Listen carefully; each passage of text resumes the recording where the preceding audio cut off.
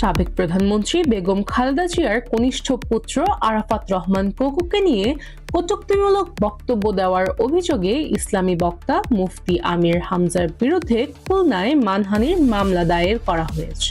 সোমবার খুলনা মুখ্য মহানগর হাকিমের আদালতে মামলাটি করেন কোকো স্মৃতি সংসদের খুলনা মহানগর সভাপতি মোহাম্মদ জহিরুল ইসলাম বাপ্পি। আদালতে মামলাটি গ্রহণ করে পরবর্তী শুনানির জন্য আগামী 24 মে তারিখ নির্ধারণ করেন।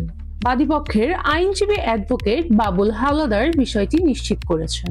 মামলার এজাহারে উল্লেখ করা হয়, ফেসবুকে প্রচারিত একটি ওয়াজ মাহফিলে মুফতি আমির হামজা আরাফাত রহমান কোকুকে নিয়ে কটূক্তিমূলক বক্তব্য দেন, যা কোকুর পরিবার, বিএনপি নেতাকর্মী ও সমর্থকদের মানহানির পাশাপাশি ক্ষতির কারণ হয়েছে বলে অভিযোগ করা হয়।